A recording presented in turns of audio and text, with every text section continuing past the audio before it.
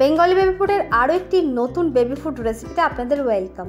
এই গরমে শিশুদের এমন খাবার দিতে হবে যাতে করে সেই খাবারটি শিশুর শরীর ঠান্ডা রাখে, তার সাথে শিশু পুষ্টিও পায় এবং খাবারটি যাতে খুব সহজেই শিশুদের হজম হয়। তো আজকে আমি আপনাদের সাথে সেরকমই দইয়ের একটি রেসিপি আমি শেয়ার করছি। এই খাবারটি 1 বছর থেকে যে কোনো বয়সের শিশুদেরকে দিতে পারেন। তো এইরকম আরও নতুন নতুন বেবি রেসিপি দেখার জন্য চ্যানেলটিকে সাবস্ক্রাইব করে রাখতে পারেন। তো চলুন দেখে নিন কীভাবে খুব সহজেই এই রেসিপিটি শিশুকে বানিয়ে দিতে পারেন।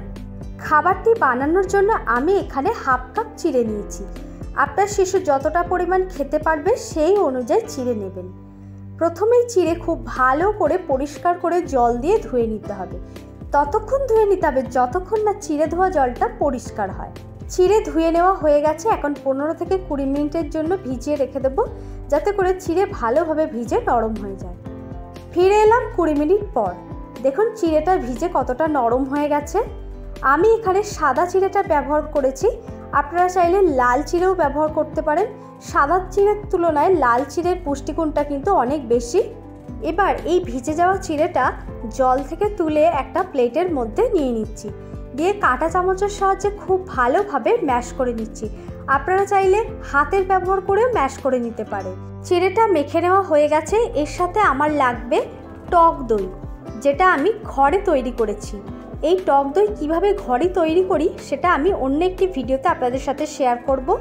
শিশুদের সবসময় চেষ্টা করবেন ঘরে বানানো টক দই দেওয়ার। তবে যদি না পারেন সেক্ষেত্রে আপনারা বাজার থেকে দই কিনে আনতে পারেন। সেক্ষেত্রে প্যাকেটের গায়ে যে এক্সপায়ারি ডেটটা লেখা থাকে সেটা অবশ্যই দেখে নেবেন। এই দই থেকে আমি 3 ভাগ দই মিক্সির জারে দিয়ে একটা পাতলা পেস্ট বানিয়ে নেব। আপনারা চাইলে এই কাজটা কাঁটা চামচের সাহায্যেও করতে পারেন, সেক্ষেত্রে একটু সময় লাগবে। দই শিশুদের পেটের সমস্যা দূর করতে খুবই সাহায্য করে। এছাড়াও গরমে শিশুদের শরীর ঠান্ডা রাখে। দইয়ের মধ্যে ক্যালসিয়াম থাকে প্রচুর পরিমাণে, যা শিশুদের হাড়ের গঠন ঠিক করতে সাহায্য করে, রোগ প্রতিরোধ ক্ষমতা বাড়াতে সাহায্য করে। এরপর একটি বাটির মধ্যে চিড়ে এবং দইটাকে খুব ভালোভাবে মিশিয়ে নিতে হবে। শিশুদের জন্য ভীষণই ভালো। এর মধ্যে আয়রন থাকে ভালো পরিমাণে, যা শিশুর রক্তশূন্যতা দূর করে, শিশুর শরীর ঠান্ডা রাখে এবং চিড়ে সহজেই হজম হয় শিশুদের। এরপর খাবারটিতে সুন্দর একটি গন্ধ যোগ করার জন্য আমি একটি তড়কা দেব, সেটা পাশে একটি ভিডিওর মাধ্যমে দেখুন দেখিয়ে দিচ্ছি। সামান্য পরিমাণ ঘি গরম করে নিয়েছি, তার মধ্যে দিয়ে দিচ্ছি খুব সামান্য পরিমাণ সর্ষে।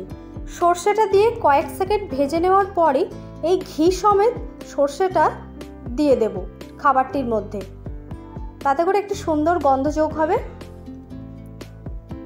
সবশেষে দিয়ে দেব সামান্য পরিমাণ জিরের গুঁড়ো। আমি এখানে দই এবং চিড়ের পরিমাণ অনুযায়ী জিরে গুঁড়োটা নিয়েছি।